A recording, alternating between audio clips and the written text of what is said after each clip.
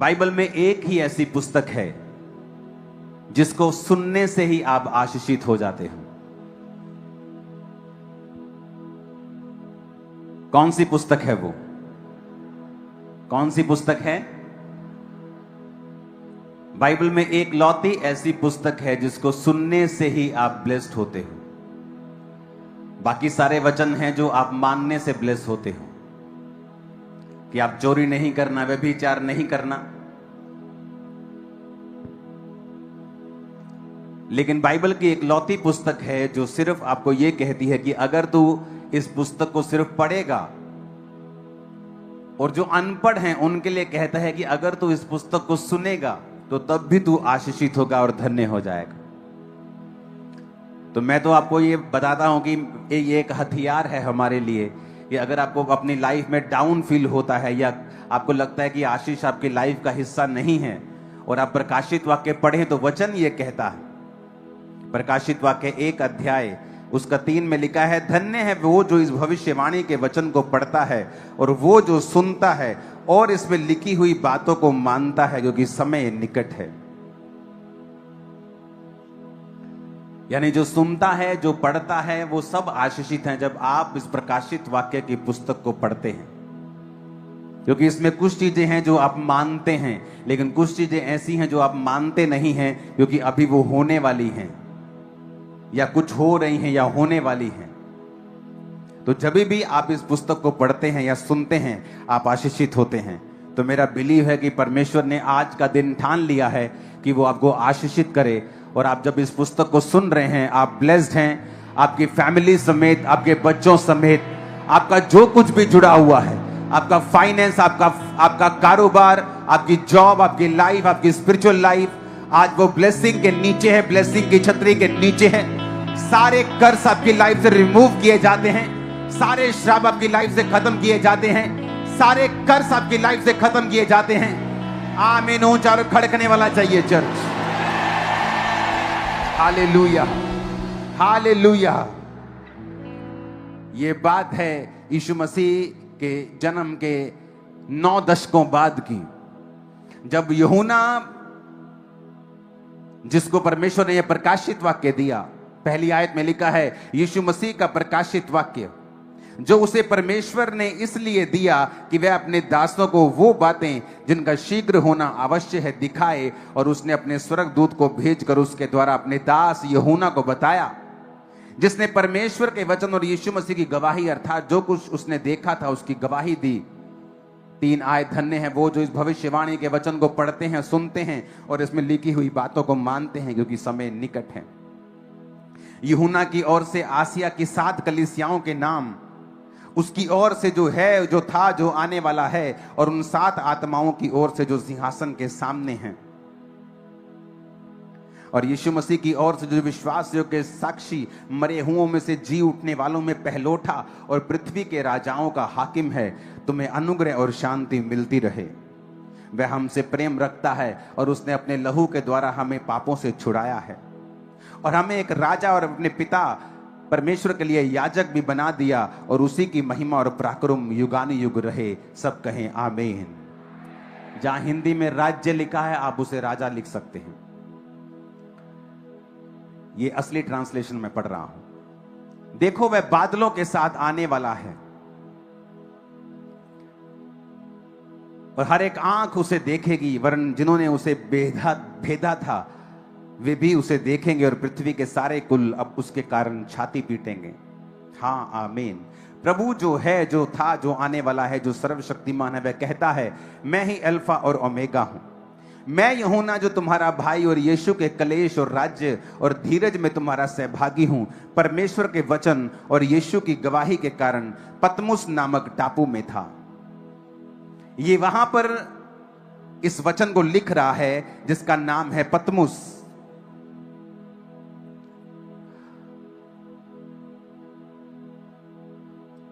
और ये पतमुस नामक जो टापू है, ये 50 मील यानी 80 किलोमीटर के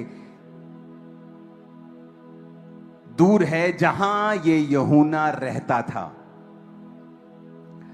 जब रोमी अंपायर ने यह देखा कि जो यूहन्ना है इसका इन्फ्लुएंस बढ़ रहा है, उनको धर्म से मतलब नहीं था, लेकिन उनको पॉलिटिकल मतलब था कि यूहन्ना का जो लोगों के ऊपर इन्फ्लुएंस है वो बहुत ज्यादा है। लोग यूहन्ना की बात बहुत ज्यादा मानने लगे थे। उन्हें मालूम था ये परमेश्वर का सच्चा दास है। तो लोग, जो पॉलिटिकल लोग थे, वो उससे भय खाते थे और उन्होंने फैसला किया कि हम यूहन्ना को मार देंगे। और जब यूहन्ना को मारने का फैसला हुआ तो उसको बुलाया गया और उसको जलते हुए तेल में डाल दिया गया। और हिस्ट्री बताती है कि यूहन्ना जलते हुए तेल से बाहर आया और उसके शरीर पर एक भी खरोंच का निशान नहीं था। और ये देखकर वो डर गए और उन्होंने 95 एडी में, आपको मालूम है जो 7 कलीसियां जिसका जिक्र प्रकाशित वाक्य में है, वो 7 कलीसियां तुर्की में मौजूद हैं आज। शायद आपको ये बात बड़ी हैरान होगी मिलने में कि वो इजराइल में नहीं है, वो तुर्की में है, जिन 7 कलीसियाओं का नाम इस प्रकाशित वाक्य में है। और वो आज भी जगहें वहां मौजूद हैं, वहां चर्चेस बनी हुई हैं। तो उन्हीं 7 कलीसियाओं में एक का पास्टर था यूहन्ना, जिसको प्रकाशित वाक्य मिला। और जब वो वहां पर इफिसुस में प्रचार कर रहा था और लोग उसकी फॉलो करने लगे थे, और हजारों लोग उसको फॉलो करने लगे थे, क्योंकि वो परमेश्वर का चेला था और उसके द्वारा परमेश्वर ने मिरेकल्स किए थे, और वो परमेश्वर के सुसमाचार को और उसकी गवाही को बताता था कि वो जी उठा। तो इससे भय खाकर रोमी अंपायर ने, उससे राजा ने भय खाया और 95 एडी में उसको बुलाया और जलते तेल में डाला। और वो जब नहीं मरा तो उससे वो डर गए और उसे पतमुस नामक टापू के ऊपर छोड़ दिया गया। ये पतमुस नामक टापू आज के देश, जो आज जहां पे है, उस देश का नाम है ग्रीस। और ये ग्रीस पे पतमुस नामक टापू, जो इसकी जगह इफिसुस, जहां ये पास्टर था यूहन्ना, इसको जब छोड़ा गया वहां से, ये 80 किलोमीटर दूर एक ऐसे आइलैंड पे छोड़ दिया गया जहां आज लोग छुट्टियां मनाने के लिए जाते हैं। उन आइलैंड्स के ऊपर, उन दिनों में वो आइलैंड छुट्टियां मनाने के लिए नहीं होते थे, क्योंकि उन जगहों के ऊपर कोई ज्यादा फसल नहीं होती थी। जस्ट वो आइलैंड होते थे, पथरीले आइलैंड, या वहां सिर्फ पेड़, जंगली पेड़ होते थे। बस एक समुद्र के बीच में एक छोटा सा हिस्सा होता था, और वहां उसलिए लोगों को छोड़ दिया जाता था कि वो लोग वहां जाएं और वो भूख से मर जाएं। कुछ लोगों को, जिनको ये मार नहीं सकते थे या मार नहीं पाते थे पॉलिटिकली, या मार नहीं पाते थे विरोध के कारण, या मार नहीं पाते थे, या यूहन्ना के कारण जो तेल से बाहर आ गया था, मार नहीं पाते थे, तो उनको ये पतमुस नामक टापू के ऊपर छोड़ दिया करते थे। तो जब पतमुस नामक टापू पे जब सब प्रिजनर्स को, जब जेल में रखने वाले जो कैदी होते थे, उनको छोड़ देते थे वहां पे, तो उनको जो पूरा टापू था, उनको टापू में एक जगह बांध के नहीं रखते थे, क्योंकि वो टापू बहुत बड़े नहीं होते थे। तो उन टापुओं के ऊपर वो लोग उनको छोड़ देते थे, और वो जो कैदी थे सारा टापू घूम सकते थे। लेकिन उस टापू के ऊपर, जिस तरह कैदियों को जेल में सरकार द्वारा खाना दिया जाता है, वहां पर उनको खाना नहीं दिया जाता था।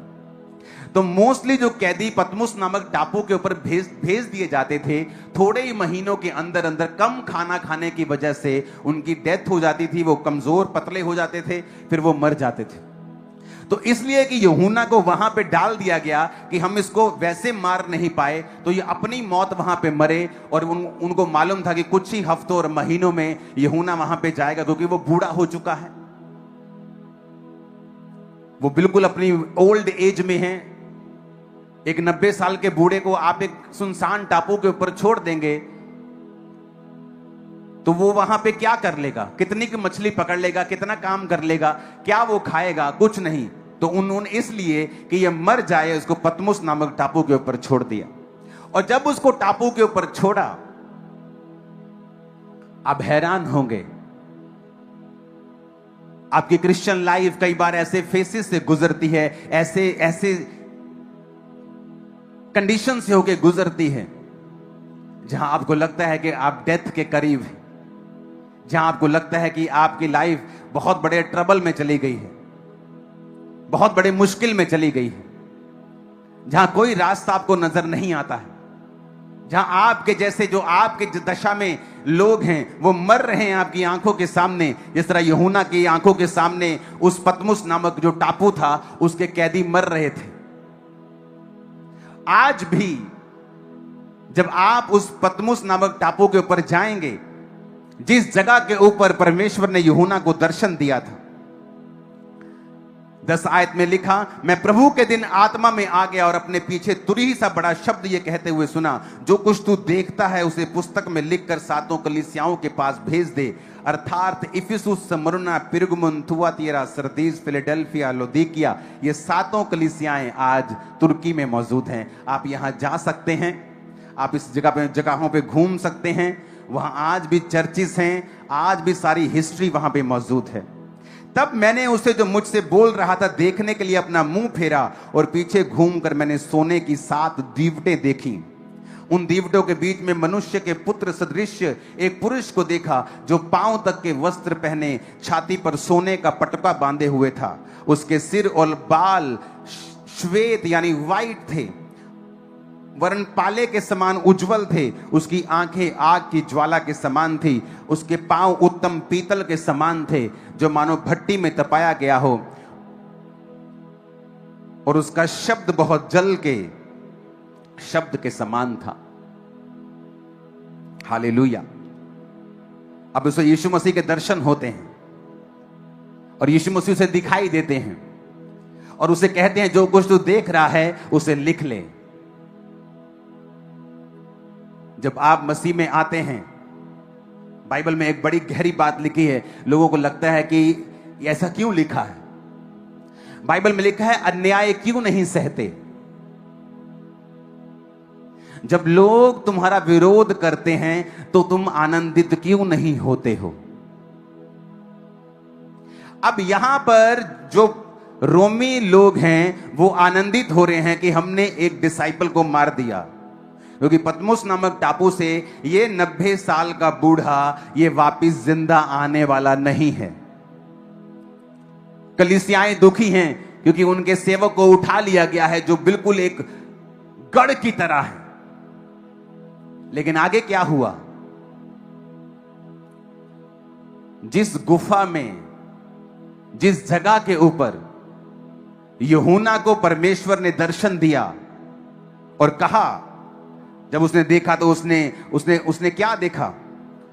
बाल श्वेत यानी व्हाइट हैं, जो बुजुर्गी को, समझदारी को दर्शाता है। हम बोलते हैं ना कई बार, यार तेरे तो बाल चिट्टे हो गए, हुण तां अकल दी गल कर ला। यानी जब बाल व्हाइट हो जाते हैं तो वो बुजुर्गी को, समझदारी को दर्शाता है। तो परमेश्वर के बाल जब देखे गए तो वो व्हाइट थे, उज्जवल थे,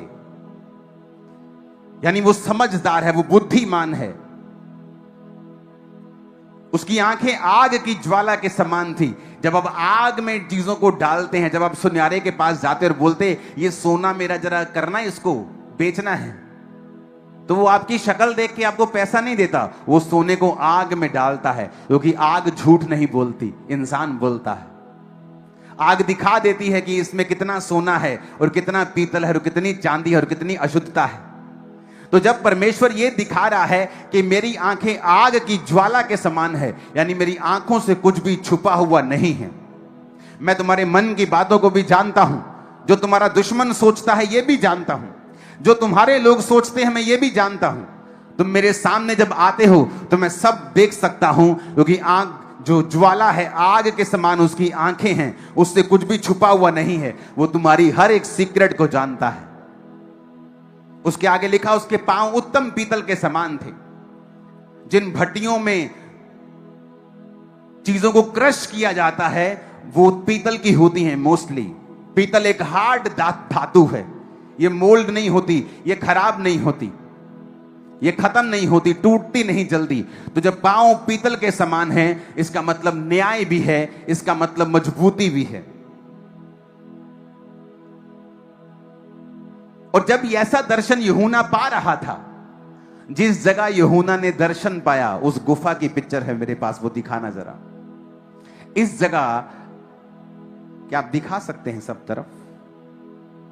इस जगह यूहन्ना ने परमेश्वर के प्रकाशित वाक्य को पाया था। यह पतमुस नामक टापू आज भी है, और जिस जगह उसने परमेश्वर के दर्शन को पाया था वो जगह आज भी वहां मौजूद है। और दुनिया भर के सैलानी वहां जाते हैं हर साल। ये ग्रीस में आज भी मौजूद है। अब यहां पर इस जगह के ऊपर परमेश्वर उसे दर्शन दे रहा है, और उसे वो दे रहा है जो आज तक हिस्ट्री में कभी किसी को नहीं मिला था, जो आज तक जब से धरती बनाई गई थी वो बातें किसी मनुष्य को नहीं बोली गई थी, जो यूहन्ना को इस जगह के ऊपर बताई गई।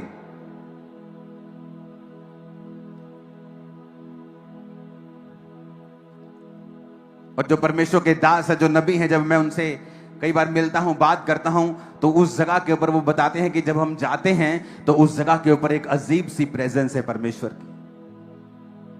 जब उस जगह पे हम बैठते हैं, सिर्फ खड़े रहते हैं, तो सिर्फ खड़े रहने से जब हम वापिस आते हैं हमारी जिंदगी सेम नहीं होती, कुछ बदल चुका होता है। वहां इतनी प्रेजेंस है परमेश्वर की और पवित्र आत्मा की इतनी हजूरी है वहां के ऊपर। लोकेशन मायने रखती है। जब जीसस क्राइस्ट ने उस अंधे को चंगा किया तो वो अंधा अपने घर में बैठा हुआ चीखे नहीं मार रहा था, वो उसी रोड के ऊपर था जिस रोड से परमेश्वर निकल रहे थे। जिस रोड से परमेश्वर निकल रहे थे उसी रोड से ही आकर उस 12 साल की लहू बहने वाली औरत ने परमेश्वर के पल्ले को छूकर अपनी शर्मिंदगी को खत्म कर लिया था। जो लोग सोचते विश्वास होना चाहिए, आप कहीं भी चले जाओ, किधर भी चले जाओ, ये रॉन्ग है। लोकेशन मायने रखती है। जिस जगह परमेश्वर काम कर रहा है मायने रखता है। एक विश्वासी को यह पता है आंख की बीमारी होने पर how to go to best doctor, best eye doctors in my area, कैसे ढूंढना है गूगल से।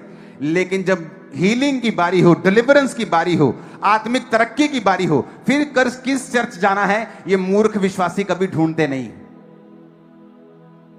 क्योंकि हर एक चीज के स्पेशलिस्ट हैं।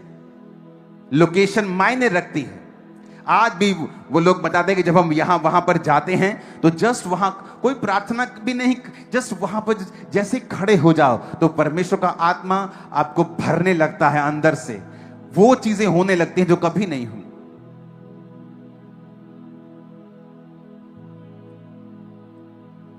और जब यहां पर परमेश्वर का प्रकाशित वाक्य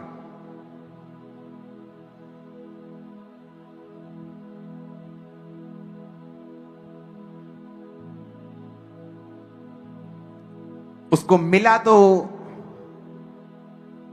लोगों के हिसाब से वो पनिशमेंट के नीचे है, वो दुखी हो रहा है, उसको हमने नप लिया, उन्होंने दब लिया, पर वो एक ग्रेटेस्ट काम करने जा रहा है।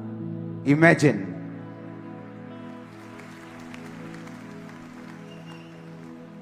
शैतान के हिसाब से इसे खत्म कर दिया गया है।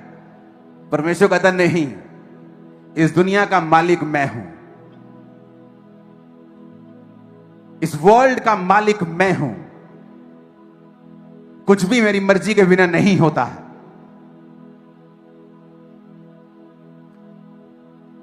उन टापू में थोड़ी सी पॉपुलेशन पर यूहन्ना ने प्रचार किया, और जहां यूहन्ना को मर जाना चाहिए था भूख से, उसी टापू के लोग उसे खिलाते रहे।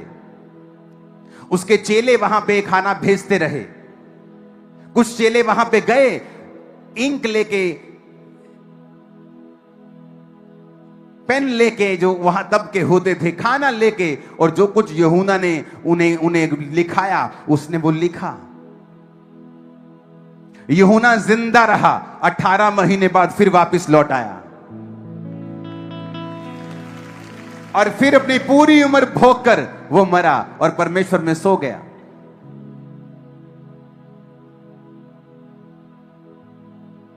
जब परमेश्वर काम करने में आता है वो राजाओं को भी फेल कर देता है।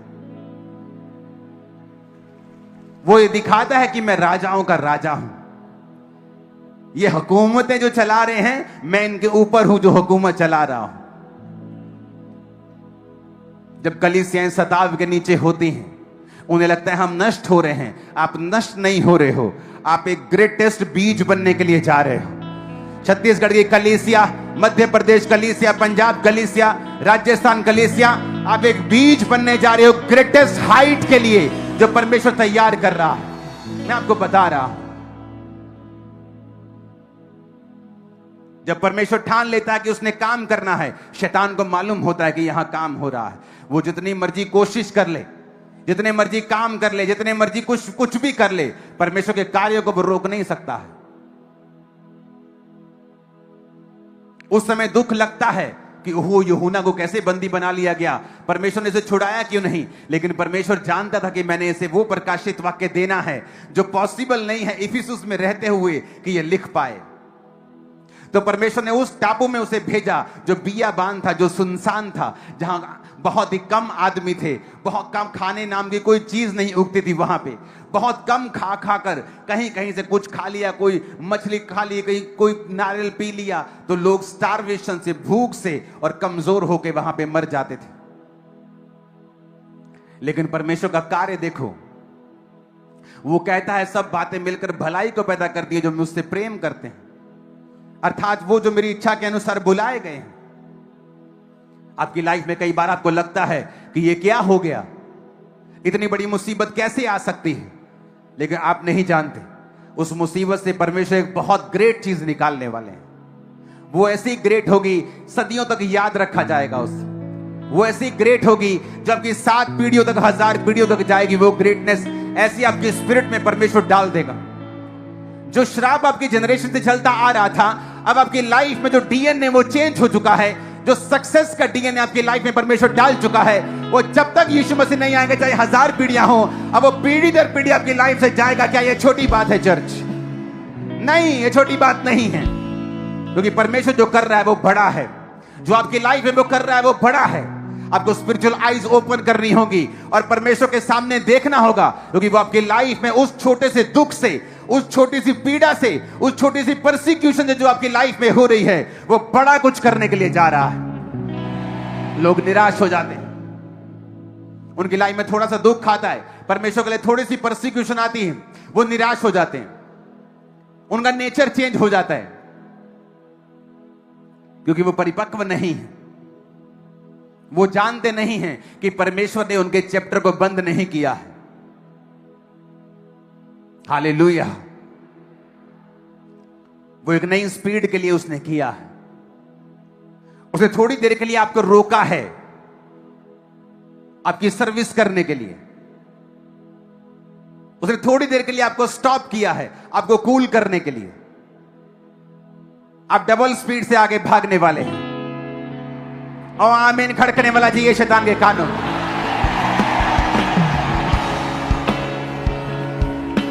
हालेलुया। ऊंची आवाज में कहो हालेलुया। फिर से कहो हालेलुया। ऊंची आवाज में कहो हालेलुया। चिल्लाओ हालेलुया, हालेलुया, हालेलुया। अपने जीवन के सब शताबों के लिए बोलो थैंक यू जीसस। सब दुखों के लिए बोलो थैंक यू जीसस। सबसे परीक्षाओं के लिए बोलो थैंक यू जीसस। जो खुदाबंद बड़ा कर रहा है मेरे जीवन में, थैंक यू जीसस। ऊंची आवाज में कहो मैं आगे बढ़ रहा हूं, मैं आगे बढ़ रही हूं। ये शैतान मुझे रोक ना पाएगा, ये सताव मुझे रोक ना पाएगा। Thank you Jesus. ऊंची आवाज में कहो हालेलुया। फिर से कहो हालेलुया, हालेलुया। आमीन, आमीन। जब आपको लगता है आपका चैप्टर बंद हो गया, एक नया चैप्टर खुलने के लिए जा रहा है। यह भविष्यवाणी आपके लिए, आपके परिवार के लिए, आपके कैरियर के लिए है। एक नया चैप्टर आपकी लाइफ में खुलने जा रहा है, जो आपकी लाइफ का मोस्ट ब्यूटीफुल चैप्टर होगा। ओ आमीन खड़कने वाले साथ चाहिए ऊंची आवाज के। आमीन, आमीन, आमीन, आमीन, आमीन, आमीन, आमीन। हालेलुया। जब मैं सेवकाई के लिए बुलाया गया था और परमेश्वर ने मुझे अपने आत्मा से विश्वासियों के घर दिए थे, मैं उनको जानता नहीं था। और परमेश्वर की आत्मा ने मुझे कहा था बाइक लेके चल इस गांव में। और उस गांव में परमेश्वर ने कहा रुक, इस गली के पास रुक और यहां पूछ कि यहां इस गली में कौन क्रिश्चियन है। उन्होंने कहा आप जिस गली के बाहर रुके हो, यहां एक ही घर क्रिश्चियन है। पूरी कॉलोनी में एक ही घर क्रिश्चियन है, और जिस गली के बाहर आप रुके हो इसी गली में है, और जिस घर में वहां छोटा सा पीला सा बल्ब जल रहा है वही क्रिश्चियन है। और दूसरे घर में जहां मैं गया उनके पास बेबी नहीं था, वो भी मेरे सामने 5-7 गांव छोड़ के। और उस गांव में जब मैं गया और परमेश्वर ने कहा रुक और यहां पूछ कौन क्रिश्चियन है, उस व्यक्ति से पूछा यहां कौन क्रिश्चियन है, कहा यहां 2 घर क्रिश्चियन हैं, और जहां आप रुके हो ये आपका बिल्कुल सामने वाला घर, यहां यही क्रिश्चियन है। उनके घर में अंदर गया, उन्होंने मुझे जब मैंने जय मसीह की बोला, उन्होंने मुझे रिसीव किया। मैंने कहा मैं यहां रहता हूं खामरा में, मैंने चर्च स्टार्ट की है, आप आया करो। कहती बहुत मैं बीमार बहुत मेरे लिए प्रेयर कर। मेरी कुड़ी लिए प्रेयर करो दे, मुंडा दे बच्चा नहीं हुंदा। मैं कहा मैं प्रेयर करूंगा आपके लिए, डोंट वरी। जब प्रेयर हुई उसके बेबी हुआ उसी साल। अमेजिंग मिरेकल फर्स्ट डे से। सुनो, मिरेकल्स होने के बाद, डिलीवरेंसेस होने के, जब ये चल रहा था मेरी लाइफ में एक सिकनेस एंटर करती है और मुझे बुखार होना शुरू होता है रोज 103, 102, 101। क्रोसिन खा रहा हूं, बुखार उतर रहा है, क्रोसिन छोड़ दी, बुखार चढ़ गया। 1 दिन 2 दिन 3 दिन 2-3 दिन बुखार चढ़ जाए आदमी की हालत बुरी हो जाती है। ये भाई साहब उतरने का नाम नहीं ले रहे। 2 महीने 3 महीने आप कितनी पैरासीटामोल खा लोगे, आपका शरीर खराब कर देगा वो। टेस्ट होने शुरू हुए, टेस्टों में कुछ पकड़ में नहीं आ रहा है, बुखार बढ़ता जा रहा है, कमजोरी बढ़ती जा रही है। टेस्ट हो रहे हैं कि कभी किसी बीमारी के लक्षण आ रहे हैं, ब्रूसेलोसिस नाम की बीमारी है, जानवरों से आती है, इस बुखार का इलाज नहीं होता, डेथ हो जाती है। इतना मैं कमजोर हो गया कि कंघी तक पकड़नी मुश्किल हो गई। और तब मैंने सोचा शायद मेरी लाइफ का एंड होने वाला है। हमें मालूम नहीं होता कि आपकी लाइफ की जो शुरुआत होनी है, आपकी लाइफ की जो चढ़ाई होनी है, उससे पहले हो सकता है शैतान आपको डाउन करने की कोशिश करे। और परमेश्वर अलाउ करता है कई बार परीक्षाओं को आपकी लाइफ में। और मैं जानता नहीं था, जहां मुझे लग रहा था मेरी लाइफ एंड हो रही है, परमेश्वर भारत की सबसे बड़ी कलीसिया की बुनियाद को डाल रहे थे और उसे खड़ा करने के लिए कैसे करना है। इमेजिन करो, उसमें मुझे कुछ मालूम नहीं था क्या होगा, फ्यूचर में मेरे लिए क्या रखा है। इतना बता बस परमेश्वर में आ गए हैं, मर गए तो स्वर्ग चले जाएंगे, बस इससे ज्यादा कुछ मालूम नहीं था। परमेश्वर ने बोला मैं तुझे इस्तेमाल करूंगा, शायद इतना ही इस्तेमाल कर लिया बहुत होगा, शायद इतना ही बोला होगा। क्योंकि जब आप विश्वासी होते हैं, नए विश्वासी होते हैं, आपको कभी भी परमेश्वर पूरा प्लान जाहिर नहीं करता है ताकि आपको विश्वास के द्वारा चला सके, क्योंकि बिना विश्वास के उसे प्रसन्न करना अनहोना है। परमेश्वर कभी प्लान नहीं बताएगा पूरा, आपको जस्ट छोटा छोटा प्लान मालूम होगा, अगला कदम मालूम होगा कि मुझे क्या उठाना है। इमेजिन करो जब यूहन्ना को वहां से भेजा जा रहा होगा, लोग रो रहे होंगे कि हो हमारे जीवन में कलेश आ गया, परसिक्यूशन आ गया। लेकिन वहां पे क्या हुआ, वहां पे प्रकाशित वाक्य नाम की दुनिया की सबसे उत्तम, दुनिया का सबसे उत्तम अध्याय, दुनिया की सबसे उत्तम पुस्तक की सबसे उत्तम पुस्तक वहां पे लिखी जानी थी। उन 18 महीनों के पीरियड में यूहन्ना ने वहां यीशु मसीह को साक्षात देखा और उस पुस्तक को लिखा। इमेजिन करो वो ग्लोरी कि उस केव में परमेश्वर आपको दर्शन दे रहे हैं। और वहां अगर आप केव को जाके घूमेंगे तो वहां पे केव में जब यीशु मसीह ने दर्शन दिया था, वहां 3 दरारें आ गई थी केव में। उस गुफा में 3 दरारें हैं, बाप बेटा पवित्र आत्मा। और देखो उस गुफा में परमेश्वर उसे दर्शन दे रहे हैं और उसे बोल रहे हैं लिख। और वो आज तक हम पढ़ते हैं।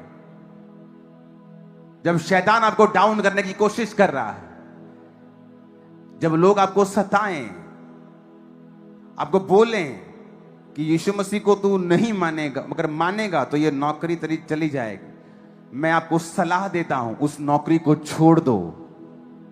आपके लिए कुछ बेस्ट रखा है। सुनो, ऐसी नौकरियों को तुम नौकर रख लोगे, ऐसी नौकरियों को मैं आपको बता रहा हूं। लेकिन तुम में दम होना चाहिए परमेश्वर के लिए खड़े होने का। तुम्हें एमएलए बोल रहा है ना वहां का, सरपंच बोल रहा है वहां का, क्रिश्चियन नहीं होगा तो तेरे को बर्तन नहीं देंगे, तेरे घर में नहीं आएंगे, तेरी शादी नहीं होगी, तुझे बाहर निकाल देंगे, पानी नहीं देंगे, निकल जाओ वहां से, पानी पीना बंद कर दो। वहां का जो खुदा तुम्हें देगा वो कहीं बड़ा होगा, मैं आपको बता रहा हूं। ऐसा एक भी इंसिडेंट बाइबल में नहीं है जहां शैतान जीता हो और परमेश्वर हार गया हो। एक भी नहीं है पिछले 2000 साल में जब से कलीसिया आई है, एक भी नहीं। जब जब भी कलीसिया के ऊपर जुल्म हुए हैं, कलीसिया बड़ी है, लोग ब्लेस्ड हुए हैं, अनॉइंटिंग बड़ी है, सामर्थ्य बड़ी है, परमेश्वर का कार्य बड़ा है, कम नहीं हुआ। मेरी लाइफ की आशीष, मैं कोई ऊपर से नहीं आया हूं, स्वर्ग से नहीं उतरा। मैंने भी स्ट्रगल किया है शरीर के साथ, शैतान के साथ, इच्छाओं के साथ।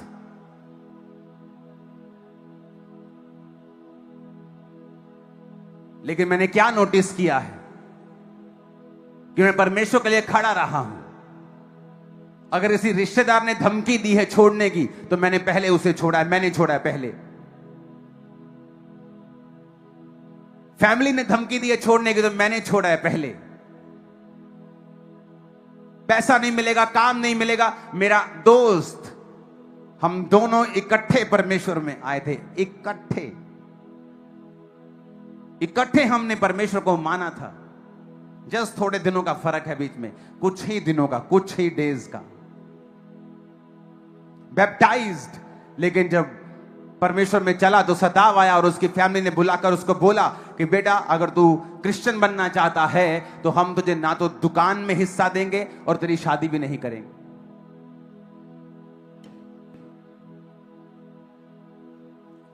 उसकी शादी हो गई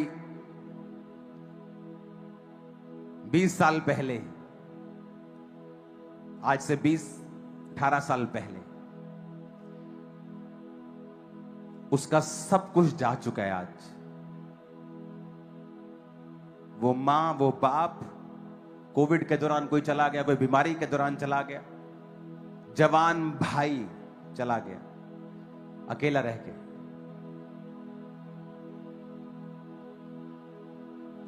जो शैतान आपको डरा रहा है ना, शैतान खुद डरा हुआ है, वो इसलिए डरा रहा है। आज मेरी फैमिली कहां है? मसीह में है। क्योंकि मैंने कहा ठीक है, आपको कुछ जो नहीं देना ठीक है, कोई प्रॉब्लम नहीं है। लेकिन उसको दुकान की चिंता थी, शादी की चिंता थी, वो किसी चीज में आज हैप्पी नहीं है।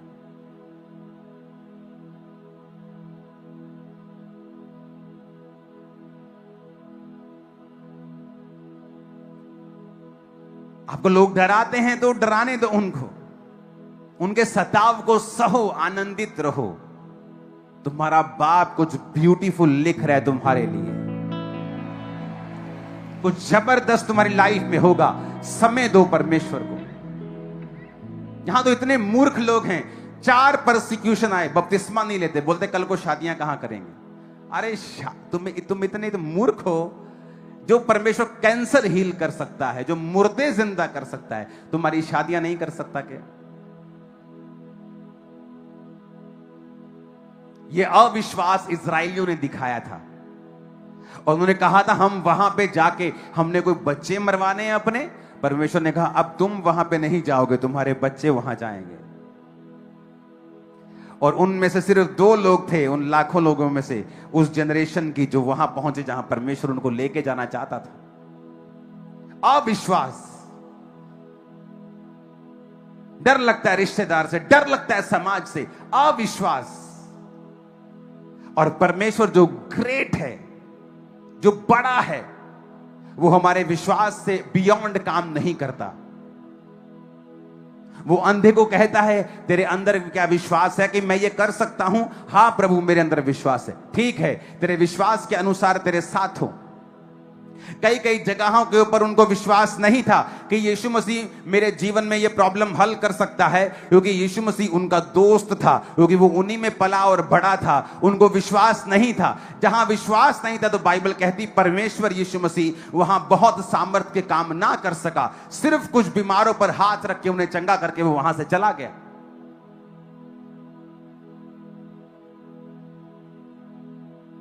मैं कोई स्पेशल नहीं था, स्वर्ग से उतरा हुआ। मैंने सीखा है विश्वास करना। जो परमेश्वर ने कहा उसे सीखा है, उसे मानना है, आपको अच्छा लगे या ना लगे। आज कितनी चर्चेज है जो फाइनेंशियल स्ट्रगल करती हैं कि आपको स्ट्रगल करने के लिए परमेश्वर ने बुलाया नहीं, लेकिन क्या वो बोती हैं? नहीं बोती हैं। अगर एक विश्वासी, एक सेवकाई टाइथ नहीं बोएगी, वो कभी वहां नहीं पहुंच सकती जहां परमेश्वर उसके लेके जाना चाहता है, क्योंकि उसने अपने बीजों को खाया है। अपने बीजों को खाने का मतलब है तुमने अपनी फसल को खा लिया है। इसीलिए आज विश्वासी स्ट्रगल करते हैं, क्योंकि उनके अंदर फेथ नहीं है। क्योंकि प्रेयर करने के लिए फेथ चाहिए, यीशु मसीह को डिक्लेयर करने के लिए फेथ चाहिए, टाइथ बोने के लिए फेथ चाहिए, बीज बोने के लिए फेथ चाहिए, भूखे रहने के लिए फेथ चाहिए, सेवा करने के लिए फेथ चाहिए, अपना जीवन प्रभु के घर में देने के लिए फेथ चाहिए, अपना जीवन परमेश्वर की सेवा में समर्पित करने के लिए फेथ, विश्वास चाहिए। बिना विश्वास के आप नहीं कर सकते। हालेलुया। अपने पड़ोसी को बोलो, एक बेस्ट चैप्टर तेरी लाइफ में खुलने वाला है। नहीं, ये भविष्यवाणी है। ऊंचा बोलो, जरा कान खोल दो अपने पड़ोसी के। बोलो, बेस्ट चैप्टर तेरी लाइफ का खुलने वाला है। अपने विश्वास को बढ़ा ले। बोलो पड़ोसी को, अपने विश्वास को बढ़ा ले। परमेश्वर के लिए खड़ा हो जा। तू अपना बेस्ट वर्जन देखने के लिए जा रहा है, जा रही है। आमीन। साथ बोल दो ऊंची आवाज में। यहोवा के हाथों की रचना में हूँ, जयवंत होकर सदा मैं चलूं। मेरी रगों में यीशु का लहू, हर पल मैं तारीफ उसकी करूं। यहोवा के हाथों की रचना में हूँ, जयवंत होकर सदा मैं चलूं। मेरी रगों में यीशु का लहू, हर पल मैं तारीफ उसकी करूं। सब बातें मिलकर मेरे लिए भलाई पैदा करें। सब बातें मिलकर मेरे लिए भलाई पैदा करें। मैं खून खरीदा हूँ, मैं रूह से जन्मा हूँ। जगत की ज्योति हूँ, नमक में पृथ्वी का। मैं खून खरीदा हूँ, मैं रूह से जन्मा हूँ। जगत की ज्योति हूँ, नमक में पृथ्वी का। ऊंची आवाज में गो, थैंक यू जीसस। तेरी बरकतों के लिए थैंक यू जीसस। तेरे वचन के लिए थैंक यू जीसस। मेरा जीवन तेरा है खुदा बाप। मैं सब सहूंगा और तेरी सेवा करूंगा। अपने हाथों को उठा, मैं अनॉइंट करता हूं आपको। उस तेल को अपने हाथों में ले लो। वो तेल एक निशानी है जो आज इस वचन को आप मान रहे हैं कि मैं इस वचन को मानता हूं और आज से मैं परमेश्वर के लिए विश्वास में खड़ा रहूंगा।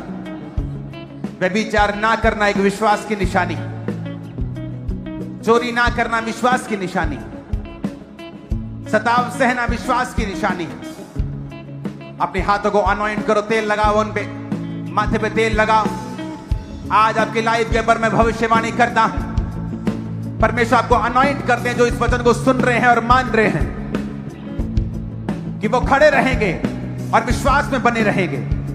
आपकी लाइफ का बेस्ट चैप्टर खुलने के लिए जा रहा है वेरी सून।